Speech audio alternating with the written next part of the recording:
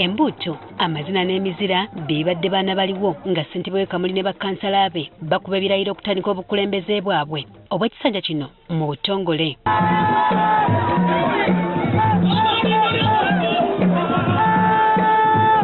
Kalole Dizaala ssentebe wa disitulikiti eno wanaakubye ebirayiro bye okuweereza abantu b'Ekamuli n'agobererwa bakkansala be. And I shall uphold, preserve, protect and defend the Constitution and observe the laws of Uganda. I, Naula Damai, swear in the name of the Almighty that I will give faithful service to this council and support and uphold the Constitution of the Republic of Uganda as by law established. So help me God.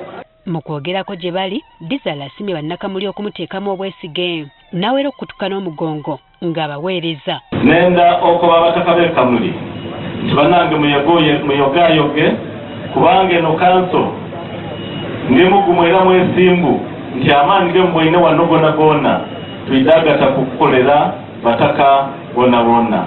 Wakati mu kusoomoozebwa ono asabye abantu okukwataganira wamu naye mu kutwala Kamuli mu maaso era n'alabula bakkansala abalowooza nti bazze kuzinga mikono na kulya buli ssente mu bifo byabwe nti bali kamanye ng'akoza n'owebbwa.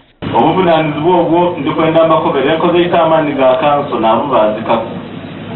Oyo ataasobole kujja ng'alwanisa embuzi, oyo ataasobole kubaawo ng'asobola okuyitamu ofiisi mu bwire, iwe otaasobole kubaawo okwetika buvunaanyizibwa obwo bwe tukuwaire.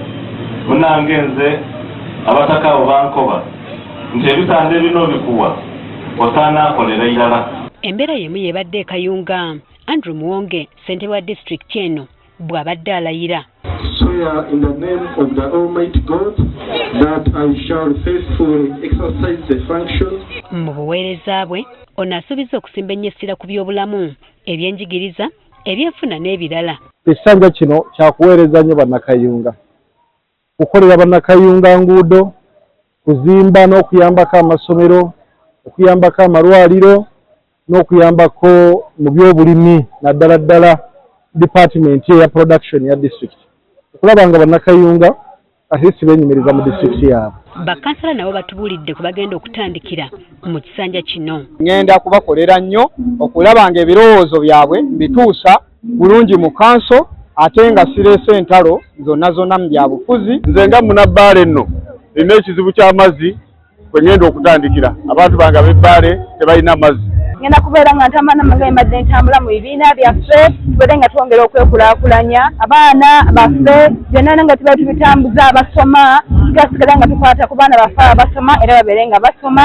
Ennyanja ne wenaabeera amazzi mangi tugenda kusigala nga tuyimirira ku kituufu ku lw'abantu baffe. Eno RDC Nsimbi Jimmy Mugwanya akubiriza abakulembeze bano batandise obuweereza bwabwe okufuba okulaba nga bakyusa embeera omuntu wa bulijjo e Kayunga mwawangaalira. Tetwagala kulaba muvubuka nga talina mulimu, talina kyakukola.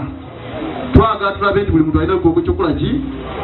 Tusaba abakulembeze bonna abagenda okulayizibwa olwaleero mulimu gwaffe, mulimu gwange okulaba n'ebitundu byaffe tubisitula okubanga tugenda mu second class economy. Obutawukanako n'eno ne mu disitulikiti y'e Masaka nayo mmeeya w'ekibuga Rosemary Namayanja ne bakkansala nabo bakuba ebirayiro byabwe. And that I shall promote the welfare of the people of Masaka City.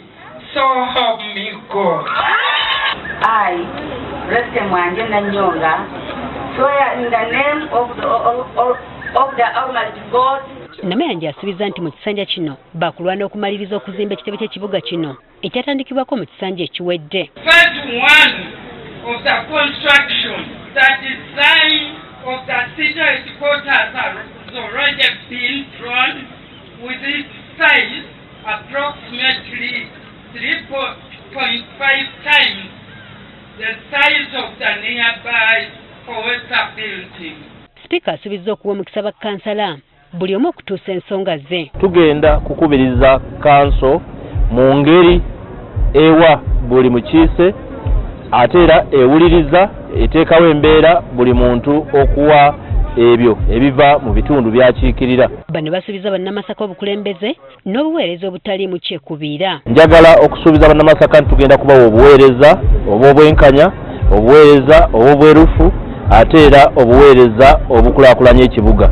Ngeri gyendi kansala w'abavubuka era neeyama okukolagana n'abavubuka n'okubayimusa n'okubaweerezanga Masaka City yonna. Ate ye Namutumba abakulembeze ku disitulikiti olumaze okulayira batandikiddewo okulambulula ku buli omu kyagenda okutandikirako. Kijja kulambale ekisanda kyakukolera bantu ndakola okwenswalinga nti bwene we revolt Namutumba. Nange magana tutyo tuyita kubona nga Busoga evaayo tuyireyo tweyagale balekere okutukoba nti tuzira magezi. Ofiisi eno gye mumpaire eyidda kuniriza buli kakica abaire ku disitulikiti.